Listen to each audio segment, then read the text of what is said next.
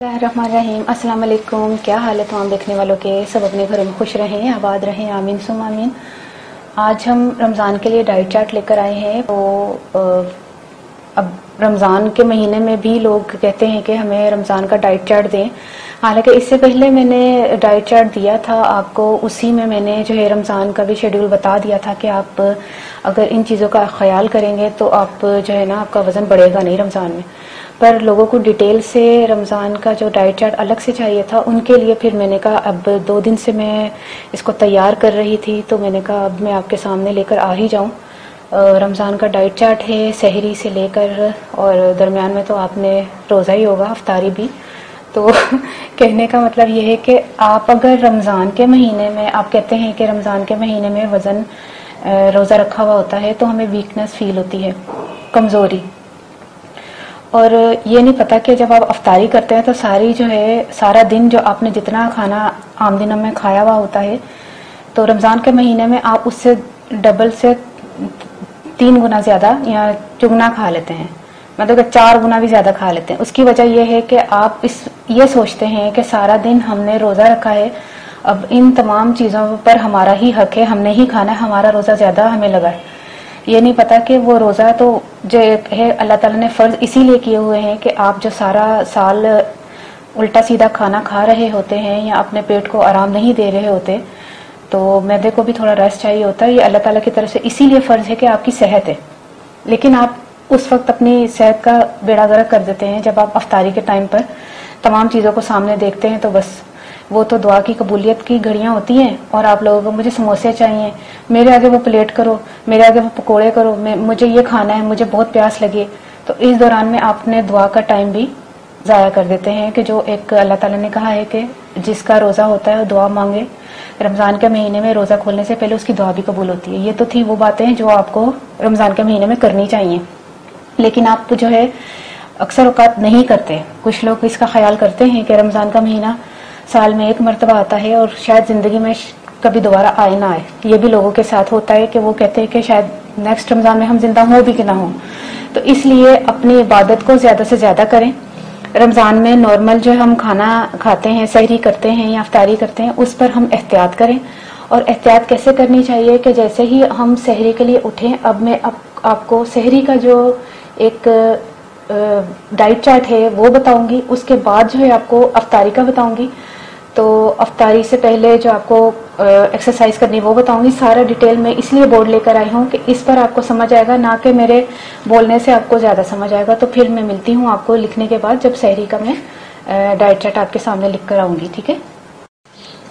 सहरी में जब आप उठे तो तकरीबन 1 घंटा पहले उठें। 1 घंटा इसलिए मैंने बोला है कि आपने तकरीबन 2 गिलास पानी सहरी करने से पहले लेने हैं, नीम गर्म पानी के। तो नीम गर्म पानी आपकी सेहत के लिए निहायत ज़रूरी है खाली पेट, क्योंकि कॉन्स्टिपेशन नहीं होगी। पेट ऐसे बिल्कुल आपका साथ लग जाएगा कि जैसे आपने रमज़ान के महीने में कहते हैं ना वज़न बढ़ जाता है, तो आपका ऐसा होगा कि आपको लोग पूछेंगे कि आपने किया क्या है। आपने पानी लाजमी पीना है। पानी की हम लोग ना सारा दिन हमने पानी तो पीना नहीं है, तो यही हो सकता है कि आप सहरी में पहले आप पानी पी लें, क्योंकि खाना खाने के बाद, सहरी करने के बाद जैसे चपाती खाएंगे आप, तो उसके बाद पानी इतना ज़्यादा पिया नहीं जाता। खाली पेट आप 2 गिलास पानी नीम गर्म पीजिएगा लाजमी। और सहरी में जब आप चपाती खाएं, किसी सब्जी के साथ खाएं, कोई भी सब्जी हो, लेकिन कोशिश कीजिएगा कि कद्दू का सालन जैसा मैंने आपको इसी चैनल पे बताया हुआ है उस तरह पकाकर खा ले तो ज़्यादा बेहतर है। उसमें ज़्यादा ऑयल घी नहीं है और वो बेहतरीन सालन बना हुआ है। उसके साथ आपने चपाती खानी है, या बकरे का शोरबा जो है उसके शोरबे के साथ खानी है। उसका भी जो चिकनाई होगी उसको भी हटा के, और ज़्यादा घी वाला तड़का ना लगा हो। दाल कोई भी हो, दालों में आपने सिर्फ जो है ये नहीं कि आपने कोई भी दाल हो तो आपने खानी है। माश की दाल छोड़ दीजिएगा, चने जो है सफ़ेद चने या काले चने वो छोड़ दीजिएगा, और गाय का गोश्त है वो नहीं खाइएगा। तो और दही जो है अपनी खुराक में, या जैसे कहते हैं ना सहरी में लाजमी दही खाइएगा, लेकिन बगैर बलाई के, बगैर चीनी के, ठीक है।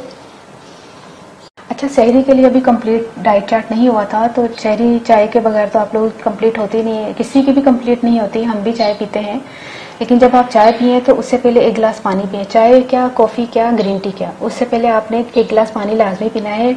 आपको जो है ना डिहाइड्रेशन नहीं होगी। अच्छा, चाय जो है आपने बगैर चीनी के पीनी है और सहरी ख़त्म करने से पहले 1 गिलास पानी में आपने तुखमलंगा डालकर पीना है। लेकिन तुखमलंगा जब आप पानी में डालें तो वो पानी ठंडा नहीं होना चाहिए, ठंडा पानी मत पिए, ठीक है। ये हो गया था सहरी का कंप्लीट डाइट चार्ट। अब चलते हैं अफ्तारी के डाइट चार्ट की तरफ। अफ्तारी से 1 घंटा पहले आपने घर में एक्सरसाइज करनी है और तकरीबन आधा घंटा तो आपने लाजमी एक्सरसाइज करनी है, लाजमी, क्योंकि खाली पेट एक्सरसाइज हो जाती है, आपका पेट भरा हुआ हो। अफ्तारी के बाद कई लोग कहते हैं कि हम वॉक के लिए जा रहे हैं, एक्सरसाइज के लिए जा रहे हैं, जिम जा रहे हैं, तो वो बिल्कुल अब लोगों को होता होगा, फर्क पड़ता होगा, लेकिन मैं ये कहती हूँ कि जो खाली पेट आप में फ्लेक्सिबिलिटी और जो आप कर सकते हैं, आपके जैसे कहते हैं ना कि खाना जब खा के आप अफ्तारी के बाद एक्सरसाइज करेंगे तो वो ऐसे नहीं कहते कि खाना बिल्कुल ही ऐसे गले में आ रहा है और हो नहीं रही है और भारी भारीपन और सुस्ती फील हो रही है। तो ये चीज़ें जो है ना आप अफ्तारी से पहले फिर भी कर सकते हैं और हम भी यही करते हैं, अफ्तारी से पहले ही हम एक्सरसाइज करते हैं अल्हम्दुलिल्लाह। तो अफ्तारी जब आप करें तो खजूर खाएं, खजूर खाने के साथ जैसे आप फ्रूट्स वगैरह सब कुछ खा सकते हैं खजूर के बाद, लेकिन खजूर फौरन खाने के बाद आपने फ्रूट नहीं खाना, आपने 1 गिलास पानी में तुखमलंगा शामिल करके पीना है। वो मैं किचन में आपको बताऊंगी कि तुखमलंगा किस तरह भिगो के और किस तरह आपने पीना है, लेकिन नॉर्मल पानी में, ठंडा नहीं। अच्छा, अफ्तारी में कुछ भी खाएं लेकिन तली हुई चीज़ों की तरफ देखना भी नहीं है, यानी कि वो नज़र आ रहे ना, उन पर आपने नज़र नहीं रखनी कि ये मेरे मतलब की चीज़ें नहीं है। वो बहुत से लोग कहते हैं ना कि वज़न बढ़ रहा है, इन्हीं वजह से जो है ना इनका वज़न बढ़ जाता है। कोल्ड ड्रिंक्स बिल्कुल मना है, ठंडा पानी बिल्कुल मना है, मगर आप चने की चाट खा सकते हैं, दही बड़े खा सकते हैं, ज़्यादा तेज मसालों से परहेज करें। ये मैं इसलिए लिखा है चने की चाट खा सकते हैं, दही बड़े खा सकते हैं। अब आप ये नहीं कि आपने इतना प्याला भर लिया है, नहीं, इन्होंने बोल दिया चने की चाट खा सकते हैं, उसी से आपने पेट भरना है, ये भी नहीं, बिल्कुल इतने से मामूली से आधी प्याली आपने चने की चाट खा लेनी, लेकिन उसमें भी आपने पापड़ी शामिल नहीं करनी। अब मैं यहाँ पर ही लिख दूँ पापड़ी शामिल नहीं करनी, ये ना हो कि आपने ये इसकी स्क्रीनशॉट ले लिया हो और उसमें आपने ना पापड़ी जो है ना वो फिर भी डालनी, पापड़ी के बगैर, ठीक है। अच्छा, पापड़ी नहीं डालनी। अच्छा, दही बड़े में क्या मसला है कि दही बड़े जब हम ऑयल में फ्राई करते हैं, जब उसको पानी में भिगोते हैं, फिर उसको निचोड़ के सारा ऑयल जो है वो पानी में आ जाता है, फिर जब उसमें दही शामिल करते हैं, वो भी बगैर जो है ना बलाई का दही होना चाहिए, तो दही शामिल करते हैं, हल्का सा चुटकी सा चाट मसाला छिड़क के आप खा सकते हैं, इसीलिए कि ये दोनों चीजें, इसमें ऑयल नहीं होता, ठीक है। ये तो हो गई थी आप लोगों की डाइट चार्ट। और लेकिन चलते हैं अभी जो है ना कंप्लीट, मैं आपको बता दूं कि जो हम तुखमलंगे वाला जो आपको तरीका बताना है वो आपको मैं बता दूं कि किस तरह आपने तैयार करके रखना है, ताकि आपने वक्तन फवक्तन अफ्तारी के बाद पीते रहना है यही पानी। तो उसके अलावा जब आपने, अच्छा यहाँ पर वो मैंने चीज़ नहीं लिखी, लेकिन यहाँ पर लिख देती हूँ आपको कि जब आप कंप्लीट सारी चीज़ें अफ्तारी करने के बाद जब आपको चाय पिए, मैं तो कहूँगी कि प्रेफर करूँगी कि आप चाय मत पिए, लेकिन अगर आप पीनी है तो पी लें, लेकिन फिर उसके अलावा आपने ग्रीन टी लाजमी पीनी है। ग्रीन टी जो है, ग्रीन टी लाजमी पिए, ठीक है। ये तो होगी थी आपको, ये देखिए ग्रीन का,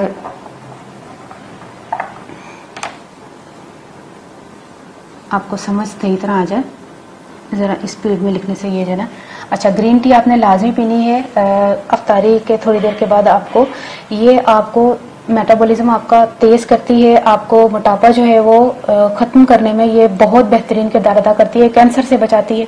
इतने इसके फ़ायदे हैं ग्रीन टी के, अगर आपको ग्रीन टी के फ़ायदे पता चल जाए, लेकिन इसका भी मैं एक जो है तैयार करके बैठी हुई हूँ ग्रीन टी के मतलब कि कौन सी ग्रीन टी लेनी चाहिए और किस तरह पीनी चाहिए और जो है आपको कितना फ़ायदा होता है ग्रीन टी पीने से। तो ये तमाम चीज़ें मैं किसी वीडियो में इंशाल्लाह लेकर आऊँगी, ग्रीन टी के ऊपर तमाम पूरी वीडियो होगी, लेकिन आपने ग्रीन टी उसके बाद पीनी है। तो ये तो हो गया था तकरीबन मुकम्मल तौर पर आपका डाइट चार्ट।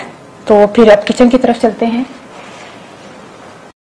अच्छा, तुखमलंगे वाला पानी बनाने के लिए मैं आपको तरीका बता दूं।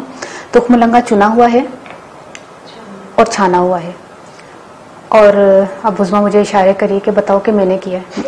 उज़मा को शाबाशी दे दें कि उज़मा ने चुना है और साफ़ किया और छाना है। अच्छा, अब इसको भी हम एक और तरीके से साफ़ करेंगे, क्योंकि ये माशाल्लाह से बहुत नज़र का काम होता है ये साफ़ करना, माशाल्लाह से ये साफ़ है। अब क्या करना है कि इसको हमने किस तरह भिगोना है, इस बर्तन में हमने भिगोना है, लेकिन हमने इसमें भी पानी शामिल किया हुआ है। और एक छलनी रख लें, इसमें पानी, छलनी में पानी है, ठीक है, छलनी में पानी है। और क्योंकि ये देखिए, फिर दूसरा पानी भी शामिल करते जाएं।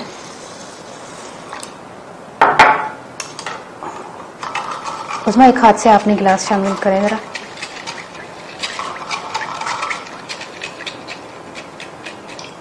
हाँ इस तरह धोना चाहिए। तो हम जो है ना उज़्मा जो इसी तरह धोती है। और बस इतना ही। अच्छा ये हो गया, धुल गया। ताकि जो मेंगनियाँ जो भी गंदगी जो वो तो खैर चुन ली है, लेकिन ये कि उसके ऊपर असरात जो आए हुए हैं उसको तो धो लें। चूहा नाच नाच के इसके ऊपर जो है ना घूम रहा होगा, तो हमने बिस्मिल्लाह तो हमने तो अपने सफाई का ख्याल ये करना है ना कि हमने एक मिनट सफाई का ख्याल तो करना चाहिए, क्योंकि हर चीज़ इस्लाम में है कि सफाई से, खाना पीना भी सफाई से चाहिए और सफाई निस्फ़ ईमान है। अब क्या करना है, ये जो मैंने 1 चम्मच लिया है इसको भिगो दें। तकरीबन 1/4 कप के करीब हमने पानी शामिल किया, इसको भिगो दिया। अभी 5 मिनट ये फूल जाएगा। फिर मैं बताती हूँ कि आपने किस तरह आपने सहरी और अफ्तारी में, जब मैंने कहा ना कि तुख मलंगे वाला पानी पीना है, तो ये तरीका होगा कि आपने इस तरह भिगो के पहले रखना है। तो आपने कितना लेना है 1 गिलास के लिए, ठीक है।